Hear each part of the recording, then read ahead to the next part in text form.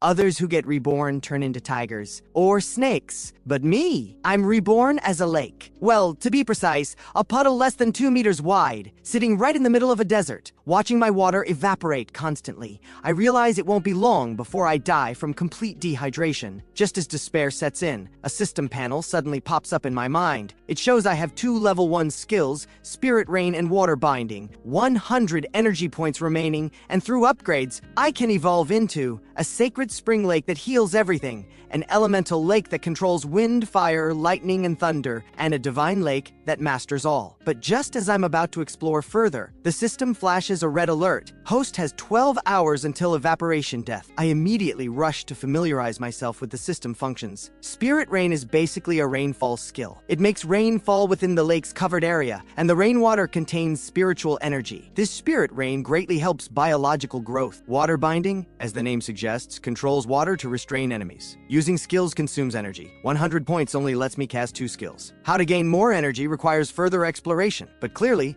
I don't have that much time. A lake dies simply because its water source runs dry. As long as I keep myself from drying up, I shouldn't die. I immediately activate Spirit Rain. Watching the energy drop to 50 points, I feel a gentle breeze, but there's still not a single cloud in the sky. Is this system even real? Suddenly, a few raindrops hit the puddle's surface. A pitter-patter of rain begins, growing heavier and heavier. I feel refreshed. The rain continues for a full hour. When it stops, the puddle has expanded more than 3 times. Now covering about 7 or 8 square meters, it barely qualifies as a pond. I quickly check the system panel again. The red warning has disappeared. My heart, still unsettled from just crossing over, finally gets a moment's peace. Suddenly, I sense vibrations from afar. In my perception, several wild oxen that were in the distance charged toward me. This place has been drought-stricken for so long. With sudden rainfall, these oxen must be coming to drink. I'm nervous. Wild oxen are herd animals. If these few attract a whole herd, this water probably won't be enough for them to waste. I wonder if water binding can handle them. I need to make an example of them to intimidate other beasts and prevent the water I worked so hard to accumulate from being drained. When the first ox trudges through the mud to reach me, a massive mouth, much larger than a normal ox, extends toward me. Suddenly, a water rope shoots out, wrapping tightly around the ox's neck, and drags it into the water. The ox thrashes violently under the sudden attack, but the binding around its neck only tightens, growing stronger. The ox struggles in vain. Its struggles only sink its body deeper into the mud. Finally, its entire head is pulled underwater. As the struggles weaken, the water surface returns to calm. The other oxen that arrived late have already fled far away, watching this direction in terror. Host has slain a low-level beast. 100% energy points gained. Congratulations on achieving first kill. 100 bonus energy points awarded. An unexpected blessing. Minus the 50 points spent on water binding. I now have 200 energy points. So slaying creatures is one way to gain energy. Looking at the terrified oxen in the distance, I fall into thought. In this desert that stretches endlessly, there's only this one water source. I don't believe these oxen can resist the temptation of thirst and spirit water. They're walking energy points. The ox corpse I dragged into the water gradually gets wrapped in mud, then eerily vanishes. The desert at night is even more terrifying. Deep beast roars echo from afar, along with the terrified cries of dying animals. It seems this desert hides quite a few creatures. The next morning, I check the system panel again. It has changed. Energy has increased to 500 points. Turns out those oxen from last night couldn't resist and came to drink together, and I killed them all. Each ox kill costs 50 energy points, but yields 100. That's a net gain of 50 points each. After multiple confirmations, I discover a hidden system ability. Creatures I kill and devour, their memories are absorbed too. Through those oxen's memories, I gain more understanding of this world. This definitely isn't my original world. It looks more like an ancient primitive era. In those oxen's memories, I saw a lion with flames circling its neck, winged horses, and humans who wield magic. This excites me. In such a magical world, there must be a way to regain human form. I don't want to be a lake forever. If I could drag that flame lion in and devour it, I'd probably gain quite a bit of energy. A bold idea forms. In the oxen's memories, they were that lion's prey, so the flame lion must be nearby. The desert remains scorching hot, and I've been in this world for a week now. After surviving the initial death threat, I begin an interesting hunting life. Using Spirit Rain once daily, not only does my volume increase, but after 7 consecutive days of rain, I've fully become a lake. And because the rain from Spirit Rain contains rich spiritual energy, some aquatic plants and small fish and shrimp that were dying have all revived. Of course, these are just bonuses. For me, the greater gain is, lured by the spirit water, animals come to drink every day. Over these days, I've captured no less than 20 beasts. mostly oxen. As for smaller animals, I choose not to act. One night, a pitch-black beast silently approaches. The moment its paw touches the mud near the lake, I detect it immediately. It's a hunting dog, but clearly different from hunting dogs in my old world. Its body resembles an ordinary hunting dog, but eerily, it has 2 heads and 4 red eyes gleaming in the darkness. Equally striking is a bone spike on its forepaw, clearly razor sharp. The twin-headed hound scans its surroundings cautiously. Confirming no threats, it approaches and lowers its heads to drink. Naturally, I can't let it go. Devouring this twin-headed hound will surely earn substantial energy. With a whoosh, I activate water binding. Compared to ordinary beasts, this hound's senses are far sharper. The instant the water rope leaves the surface, it retreats quickly. But I anticipated this. One water binding won't capture it. I cast water binding 5 times simultaneously. The hound dodges the first rope, but the other 4 bind all 4 limbs tightly. The hound struggles in panic, but with the force of an entire lake pulling, its body drags step by step toward the water. Just as the hound is about to enter the lake, its red eyes shoot 2 red beams into the water. With a splash, 2 geysers erupt. After unleashing this attack, the twin-headed hound goes limp and I drag it effortlessly into the water. That attack, aside from splashing water, has no real effect on me. Congratulations on completing first magical beast kill. Slaying a mortal tier level 1 magical beast. 1,000 energy points awarded. Special substance detected within host. Refine it? I'm still basking in the joy of gaining 1,000 energy, when the system suddenly mentions a special substance inside me. After thinking, I decide to refine it, to see what it is. Refinement complete. Host has refined 2 tier 1 hellhound essences. 500 energy points gained. After organizing and absorbing the information, I finally understand that twin-headed hound is called a hellhound, classified as a mortal tier level 1 magical beast. And those 2 red beams before its death were actually its eyeballs. According to the system information, creatures in this world, whether magical beasts or humans, are ranked by strength into mortal tier, transcendent tier, epic tier, and divine tier, 4 major tiers, each divided into 10 levels. This matches the system's level rankings. Whether higher tiers exist remains unknown. After careful comparison, I determined that Flame Lion from the Oxen's memories is probably mortal tier level 3. I'm currently only mortal tier level 1. However, because my true form is a lake, most skills seem ineffective against me. System, how do I level up? Host can reach level 2 by consuming 2,000 energy. To be safe, I plan to reach level 2 before dealing with that Flame Lion. Upgrade, I command. After a tremor, the lake is shrouded in mist. After about 15 minutes, the mist clears, revealing the lake. The area has more than doubled, and lush green aquatic plants and swimming fish and shrimp are now visible. Upgrade successful. Congratulations, host has acquired new skill, level 1 water spear. This upgrade leaves me with only 500 energy points, but my volume has increased again, and I've gained a new attack skill. Even the plants and aquatic life within me benefit, growing faster. Water spear, as the name suggests, forms water spears to attack enemies. Each spear consumes 100% energy points. A maximum of 20 spears can be formed at once. The larger the lake, the more spears possible. Seeing this, I'm troubled. With my current energy, I can only use water spear 5 times,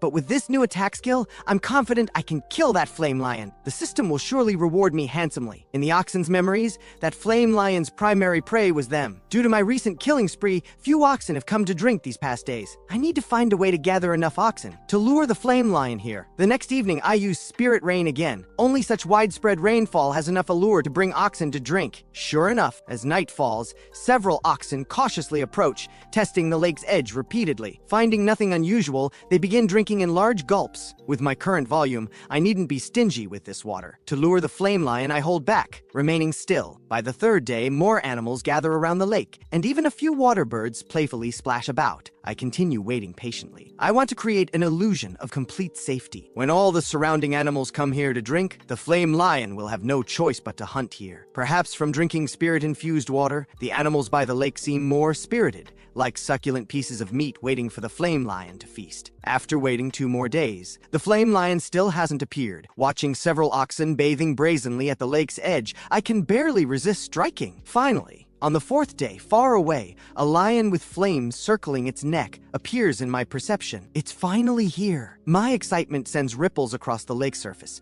Watching the Flame Lion's approaching figure, I feel nervous. After all, this is my first time hunting a level 3 magical beast, and this Flame Lion clearly isn't ordinary. Whether I'll succeed, honestly, I'm not sure. When the Flame Lion is about 500 meters from the lake, the beasts at the shore finally react and prepare to flee, especially the oxen playing in the water. They panic and try to climb ashore to escape. I control the water to form an undercurrent current at the lake bottom, repeatedly preventing one ox from reaching shore. With a whoosh, the flame lion reaches the shore and bites the ox's neck. Blood immediately stains a large patch of water red. The ox stops struggling after a few moments and dies. Just as the flame lion prepares to release the ox, I activate water binding. 3 water ropes surge from the lake toward the flame lion. The flame lion startles but cleverly throws the ox corpse at the ropes. However, these ropes are controlled by my consciousness and are extremely flexible. They dodge the ox instantly, continuing to wrap around the flame lion. The flame lion opens its massive jaws, and a fireball shoots out, hitting one rope and evaporating it completely. But the other 2 ropes bind tightly around the flame lion's neck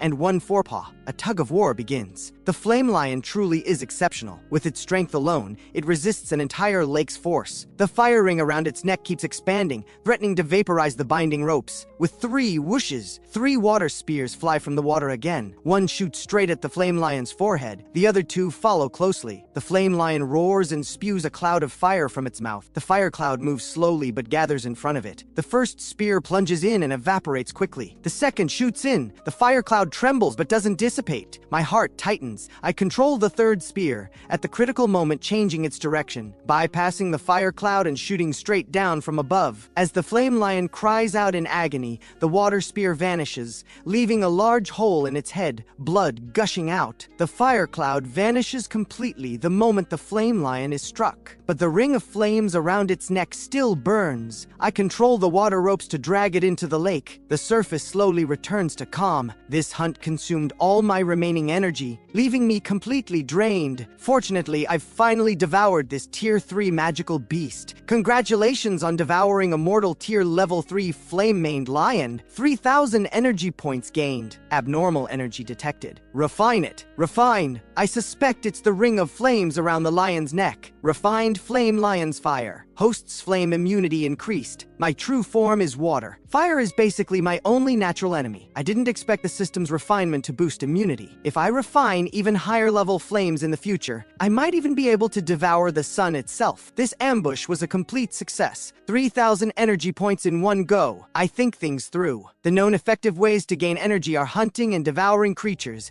and refining special substances or energy. All of this requires skills. Current skills: Spirit Rain, basic skill to increase volume; Water Binding and Water Spear, primary attack skills. System: I want to upgrade skills. 500 energy upgrades Spirit Rain and Water Binding. 1,000 energy upgrades Water Spear. The upgrade costs are indeed massive, and this is just from level 1 to 2. I can imagine later upgrades will require even more energy. But to hunt and devour stronger creatures for more energy, I must upgrade skills. So I upgrade everything without hesitation. This costs 2,000 energy at once. I want to test what's special about level 2 skills, so I use Spirit Rain again. This time, Spirit Rain cost 100% energy directly, and the effect is far more dramatic. Torrential rain pours for several hours. I can feel the water contains even richer spiritual energy. Though the rain is heavy, my volume increase seems less than expected. I focus intently on every part of my body and finally discover something. In the mud not far away, a seed brought from who knows where greedily absorbs the Spirit Rain. Nearly all the rainwater near it gets sucked in, stealing water from me. I need to see what species this is. I'm both annoyed and curious. I deliberately control part of the lake water to flood the seed. After nearly 15 minutes, the seed finally stops absorbing. A seed the size of a peanut has absorbed 15 minutes worth of lake water. This is absolutely absurd. In my perception, the seed seems satisfied, shakes itself, extends 2 leaves left and right, and continues growing rapidly. In no time, what was just a seed grows into a tree over a meter tall. Even more surprising, beneath the mud are roots over 2 meters long, tangled and reaching toward me. Truly insatiable. I decisively use Water Spear,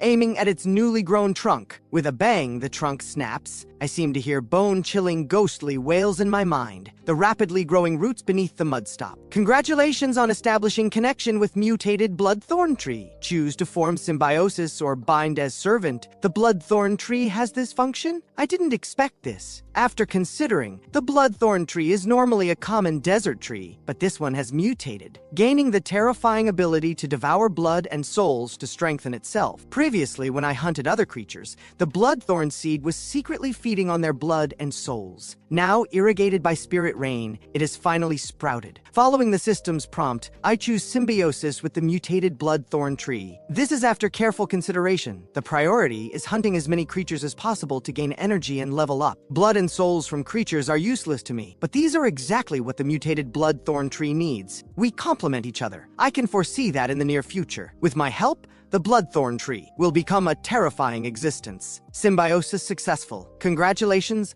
host has gained symbiont, mutated Bloodthorn Tree. 2,000 energy points awarded. New skill, Soul Link acquired. Can directly communicate with any creature possessing a soul. When I check the system panel again, some changes have occurred. A new section appears beside my information. Creature, mutated Bloodthorn Tree. Level, Mortal Tier Level 2. Skills, Darkthorn, Bloodthirst, Soul Devour. Warning, mutated Bloodthorn Tree's intelligence grows extremely fast and is highly malevolent. Please discipline strictly. Just born and already the same level as me. Truly abnormal. As for the system's warning, I'm not worried. After all, a symbiont won't betray me. As for whether it's evil or good, in such a cruel environment, goodness is worthless. I control my perception, focusing on the Bloodthorn Tree. The Bloodthorn Tree sends joyful soul fluctuations. Because it's just been born, its soul is still weak and can't communicate normally with me. It can only vaguely convey concepts, like its craving for blood and souls. After that battle, those beasts have fled far away. They probably won't dare return for quite a while. I can only control part of the water to irrigate the Bloodthorn Tree. After another terrifying absorption session, the trunk I severed with water spear starts growing again. With 2,000 new energy points, I needn't be stingy. I simply spend 1,000 energy on rainfall. This time, I don't deliberately control the rainfall area. Spirit-rich rain falls across the entire original lake site. The pitter-patter of rain falls on and off for a week. The sun above remains harsh. The desert still shimmers with heat. But this lake alone experiences continuous rain and even feels cool. Many dead trees revive, and distant seeds sprout. In this desert of death, my location forms the only oasis. This strikingly different environment attracts many creatures. Animals that witness that slaughter still hesitate in the distance, resisting temptation with all their might. But animals from farther away approach me with delight. In my view, for me now, hunting ordinary beasts no longer means much. Only magical beasts can bring greater returns. Therefore, I strictly forbid the Bloodthorn Tree from acting. I want to make this place an oasis of life, attracting even more powerful beings. One day, as I leisurely ripple my waters, observing this world's uniqueness, I suddenly sense strong energy fluctuations from afar. This energy moves toward me at extreme speed. Soon, it appears beside the lake. The animals drinking and playing at the lake don't react immediately. Only when a boom sounds do they scatter and panic. But instead of alarm, I feel joy. If I could speak, I'd almost shout, "Finally, humans!" Though this human doesn't seem to be in good condition. The arrival is someone in gray robes, with a high-bridged nose, blue eyes, around 30 or 40 years old, holding a wizard's staff. Close observation reveals their exposed forearm is just bare bone. The other one, I almost mistake for human, slightly smaller than a normal adult human, with pointed ears and overly pale skin, wings on their back, and a bow in hand reveal they're not human, but an elf. Morvain, you trespassed into the elven woods. In the king's name, I grant you death. The male elf's bow glows with an earthy yellow light. Morvain isn't panicked, despite his wretched state. The scepter floats before his chest, and he chants a spell. Suddenly, the end of the bone scepter pierced into Morvain's chest. Pain and struggle flicker across Morvain's face. Blood flows along the scepter to a black bead at its tip. The bead gradually turns blood red. Forbidden spell! Morvain, how dare you! Aldrian, the youngest heir of the Earth Elemental tribe, your arrogance will be your undoing. May the great god of death grant you eternal life. Morvain finished his incantation, and the scepter in his chest stopped absorbing blood. The red light intensifies, completely overwhelming Aldrian's green arrow glow. Faintly, a massive scythe appears in the red light, slashing toward Aldrian. Aldrian doesn't retreat, but appears ready to die. His wings beat violently, forming an earthen yellow giant sword that launches instantly. Immediately after, Aldrian's figure vanishes, retreating 100 meters in one breath. The yellow sword collides with the red scythe, but there's no earth-shattering sound. The sword resists briefly before being destroyed. At this moment, Aldrian runs forward without looking back, hoping to escape the red scythe's deadly harvest, but it's all in vain.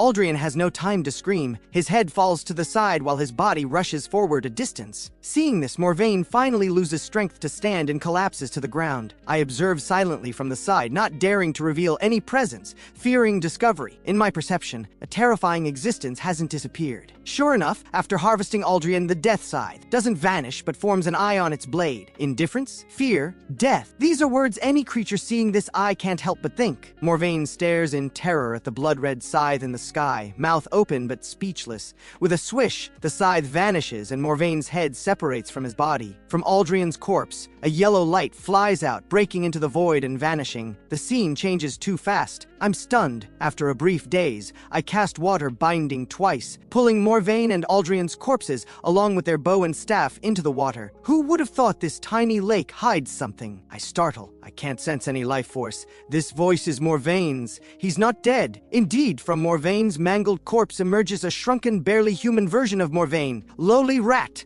I am a servant of the great Lord of Endings. You dare covet my corpse? Indeed, a cunning necromancer. They're most skilled at manipulating souls to actually preserve his soul after using a forbidden spell, but judging from his frantic searching, Morvain can't detect my presence. Time to test the Bloodthorn Tree's abilities. I'm not afraid. If Morvain were at full strength, I probably couldn't handle him. But now, as just a soul, Morvain is like a delicious lamb before my soul-devouring Bloodthorn Tree. The Bloodthorn Tree's branches sway. It can barely contain itself. A necromancer's soul. What a delicious meal! Upon receiving my command to strike, several black thorns on the Bloodthorn's trunk suddenly fly toward Morvain above the lake. Morvain can't dodge in time and never expected this small sapling behind him would attack. He's hit by all of them! Damned rat. I'll burn your soul bit by bit before the god's statue. Morvain screams in agony, his soul-formed body constantly shifting shapes, clearly suffering immense damage. The dark thorns explode, shattering Morvain's soul into fragments. A powerful necromancer who escaped the Dawn Sanctuary's pursuit, who once killed an elven royal heir of Earth, is now effortlessly annihilated by my symbiont. The Bloodthorn Tree eagerly extends a root. I let it absorb the blood, but don't allow it to devour the souls yet. I need to extract their memories through the system first. Plus, souls are purer after the system extracts memories, making them easier for the Bloodthorn Tree to devour. Ding! Congratulations on obtaining a Transcendent Tier Level 3 Elven Royal Corpse. 2,000 energy points awarded. Congratulations on obtaining a Transcendent Tier Level 2 Dark Wizard Corpse. 1,000 energy points awarded. Special substances detected,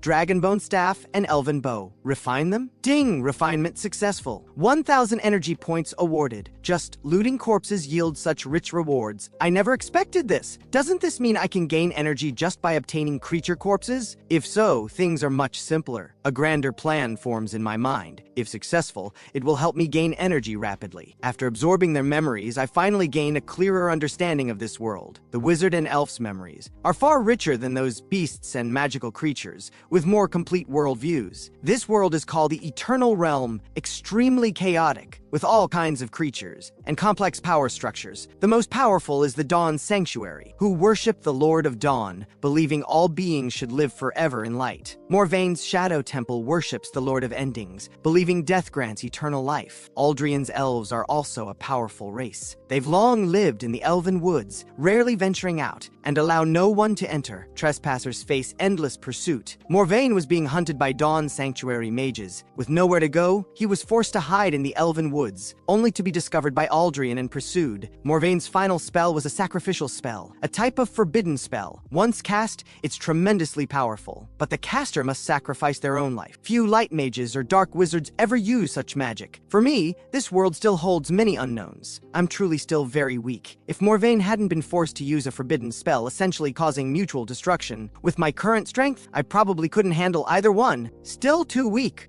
I sigh deeply. These were just a necromancer and elven royal. What about the even more powerful Dawn Sanctuary bishops and elven king? Or the even more terrifying Lord of Dawn and Lord of Endings? Fortunately, I have the system. I believe someday I'll stand at the same height as the gods. This time, with almost no effort, I've gained 4,000 energy points, just enough for the next level up. System, I want to level up. 4,000 energy deducted. Congratulations on advancing to level 3 lake. The previously calm lake water churns. My volume expands again, now fully restored to its pre-dried state. 800 meters in radius, now it finally looks impressive. Quite satisfied with my current state. Compared to the small puddle when I first arrived, I can now truly be called a large lake. Suddenly, the Bloodthorn Tree sends soul fluctuations. I check the system panel. Creature mutated Bloodthorn Tree. Level mortal tier level 3. The Bloodthorn Tree leveled up with me. It seems Morvain and Aldrian's souls brought it great benefits. Master, I'm hungry. The Bloodthorn Tree's childish voice appears in my perception.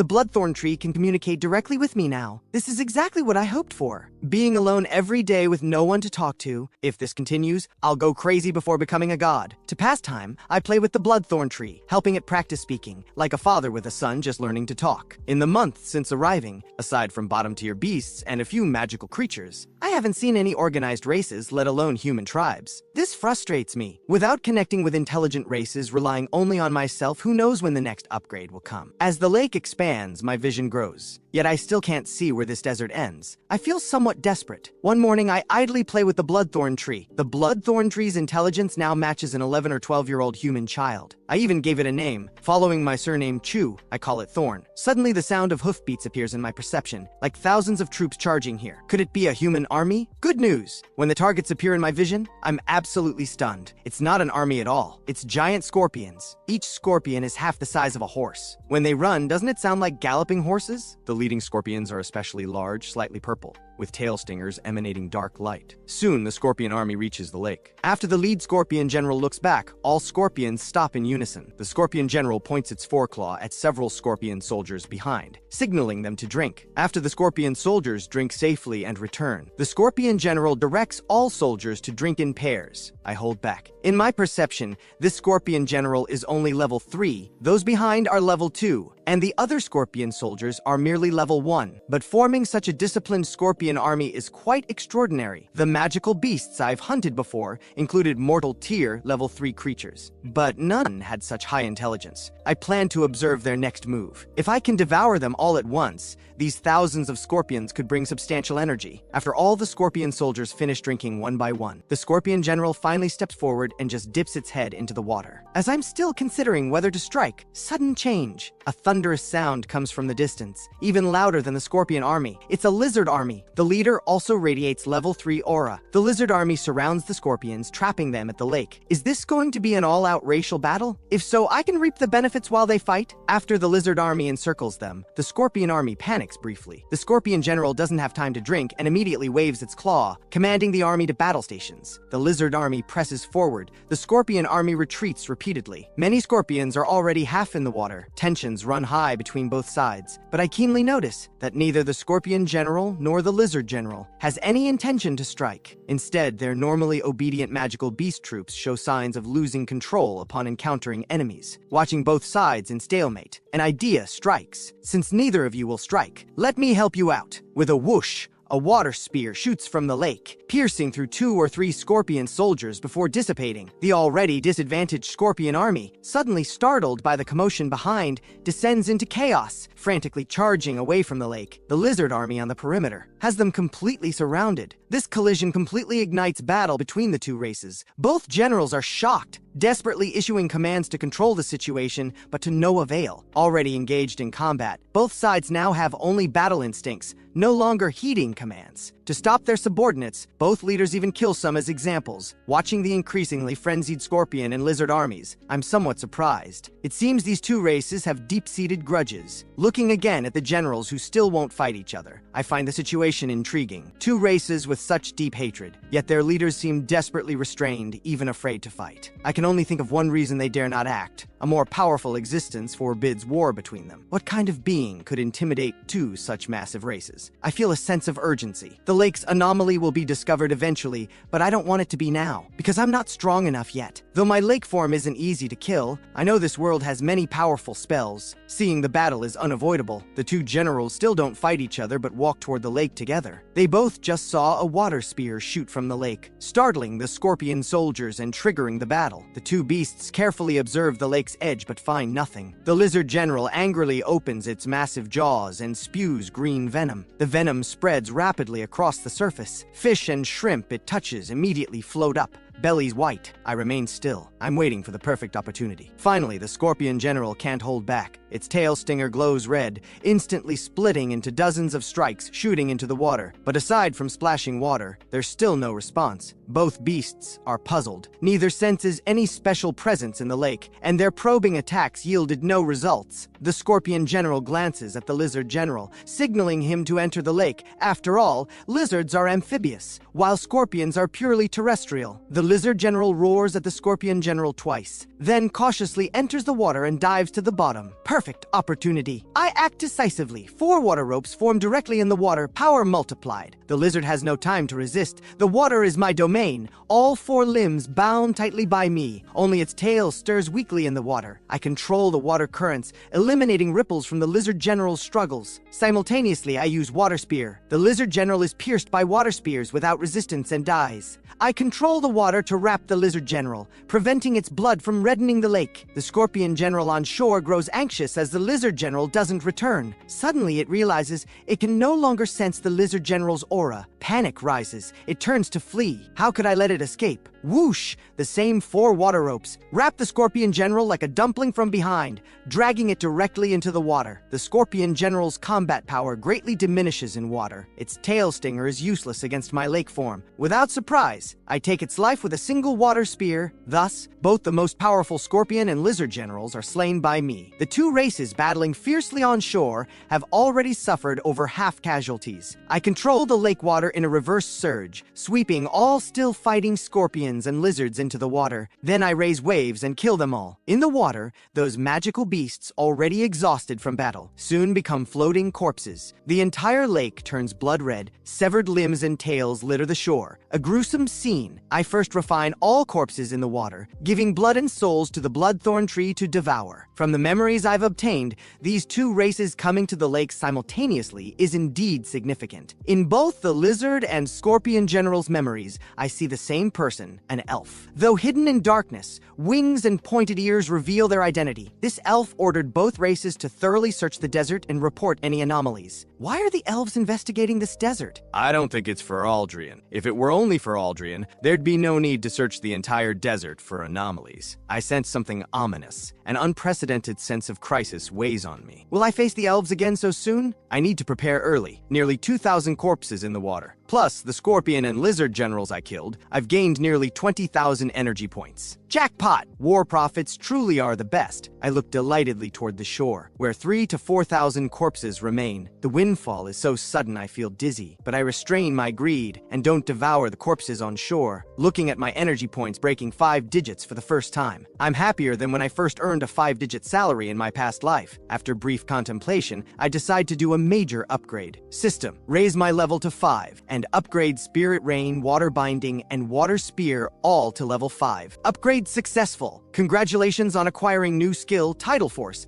can unleash oppressive force with the lake's full might. Each use costs 500 energy. Checking the system panel again, the 20,000 plus energy has dropped to just 5,000 points. The next upgrade requires 30,000 energy. Indeed, easy come, easy go. Same with energy points, but I have a terrible suspicion. If it's true, I'll need to spend all the energy I can get, and it still won't be enough. Since the scorpions and lizards received orders from the elves, other races surely did too. All races in this desert are probably under elven control. Confrontation with the elves is inevitable. The scorpion and lizard generals came to my lake this time, precisely because they detected anomalies and came to investigate. Unluckily, they ran into me. Fortunately, they hadn't reported before I dealt with them. This gives me reaction time to prepare and avoid being too passive. As I rack my brain thinking how to break this situation, the Bloodthorn Tree sends news of advancement, excitedly calling me. I look, holy cow! The trunk that was only 3 or 4 meters tall now stands over 10 meters. Truly a large tree. Below the mud, roots are densely tangled. The entire tree now grows within my lake. Fortunately, Thorn no longer needs massive amounts of water, or I wouldn't know if I could sustain it. Checking Thorn's status through the system, it's also reached Mortal Tier level 5. The skills haven't changed, but recalling how it dealt with Morvain's soul, the upgraded Bloodthorn Tree will surely be even more terrifying. Master, I'm hungry. Want to eat the food on shore. Thorn's food naturally refers to those corpses on shore, but now isn't the time to consume them. I've kept them for a purpose. Since someone controls the scorpions and lizards, if these two groups disappear, someone will investigate, eventually finding me. I might as well leave these corpses to create the appearance of mutual slaughter. Investigators seeing this scene, with both generals missing, will likely suspect they fled elsewhere with surviving beasts. If I hide well, the power behind them won't focus too much on the lake itself. Plus, Plus, these corpses are free food for carnivores. They should attract magical beasts and bring me more energy.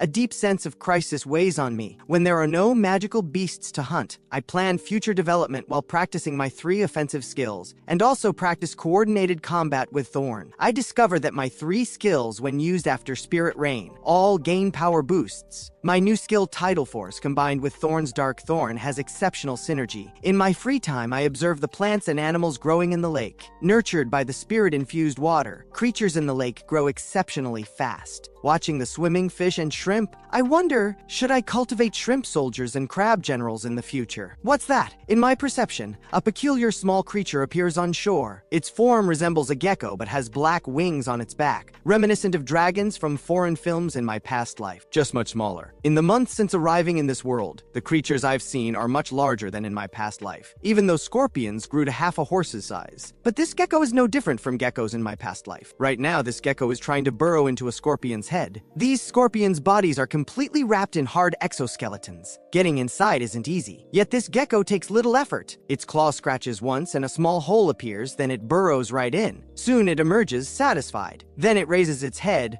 alertly scanning the surroundings, and gleefully moves to another lizard corpse. Its tiny eyes gleam with intelligence. This scene greatly piques my interest. I quietly cast water binding. A water rope extends along the ground toward the gecko. When the gecko emerges from the lizard's head, my water rope is already waiting. It binds the tiny body tightly. The gecko frantically twists, its sharp claws scratching at the rope. This time it miscalculated. Water has no fixed form. No matter how sharp its tiny claws, how can they cut water? Just as I playfully prepare to toy with this strange gecko, it suddenly vanishes. I'm shocked. Sensing fully, I discover it suddenly hid inside a scorpion corpse. How did it break free? How did it get inside the corpse? I'm completely baffled. The water rope in the air still maintains its binding shape, proving the gecko didn't break free by force. Interesting? Let's see how many times you can escape. Refusing to give up, I form 4 or 5 water ropes again, simultaneously wrapping around the little gecko. Even hiding in the scorpion corpse is futile.